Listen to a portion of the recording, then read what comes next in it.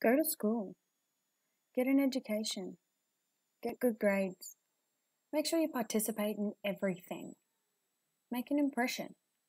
Get an OP. You can't get a good job without an OP. OP equals university. University equals great work opportunities. And great work opportunities equals a happy, successful life. These were things I heard from my teachers and my parents when I was 15 years old. These were decisions they were making me make about my life when I was 15. So off I went. I made friends. Who would have known they would be lifelong? I participated. I was the sports captain for my house colour and the dance captain of my dance squad. I was an average student. Nothing special about me. I would be forgotten as soon as I walked out that door. The positive praise was for those who would get straight A's. I finished school, got my OP, and then nothing. I did nothing. After 1 year, my OP was useless to me. I didn't want to go to university. I never had any intentions of going. I didn't like school. Apart from seeing my friends every day, I went because I was told to. All that rote learning and regurgitating didn't really give me purpose or drive to continue to want to learn anything more after school.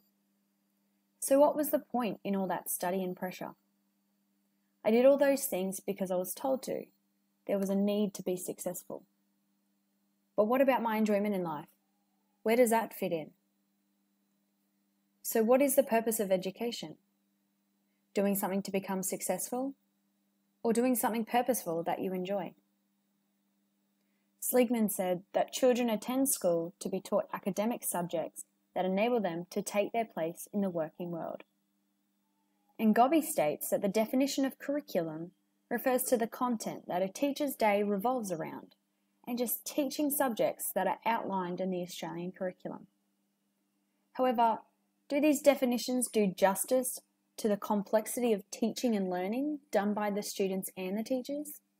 Does it recognise that what is taught might not actually be learnt? Does it account for unplanned learning experiences?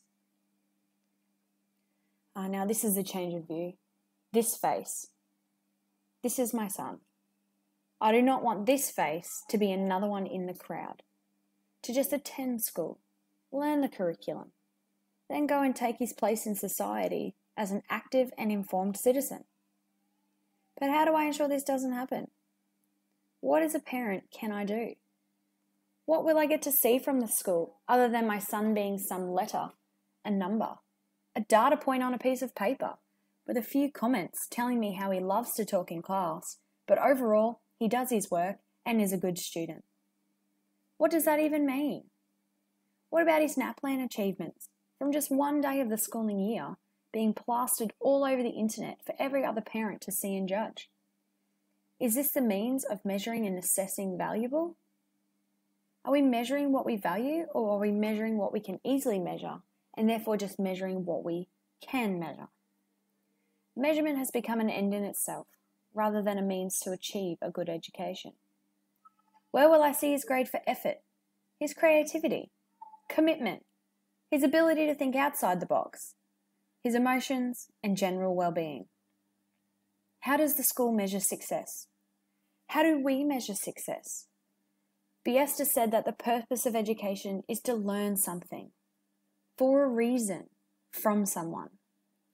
Children and young people are provided knowledge and skills which enable them to do something, which in turn provides them a qualification.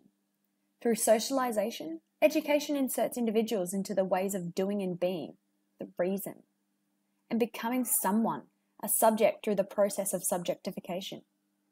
Qualification, socialization, and subjectification all mutually affect each other, but when discussing what makes up a good education, they need to be distinguished individually. Is schooling turning into somewhat of a political location where the government profits from reporting on students' academic brains and in the meantime discouraging their creativity and individualism? Akara states that the Australian curriculum centres on improving the quality, equity and transparency of the education system in Australia. It sets the expectations for what all Australians should be taught in schools, regardless of where they live or their background. Education shapes young Australian lives and contributes to making a democratic, equitable, and just society that works cohesively and is culturally diverse. Learnification, a shifting of language, pupils becoming learners, teachers, the facilitators of learning, creators of learning opportunities, schools, a place for learning. Relationships between teachers and students should be of utmost importance, leading to positivity and self-efficacy. Social learning theory promotes these pro-social behaviours between the facilitators and the learners. Self-efficacy, facilitators and learners alike. Links to academic achievement, motivation, psychological well-being, and less chances of seeing burning out. The Alice Springs Declaration is dedicated to improving the outcomes of all young Australians, emphasises the importance of meeting individual learner needs, and discusses education's role in the support of well-being and mental health of young people. Their distinct but interconnected goals work alongside the 21st century skills that the QCAA underpin.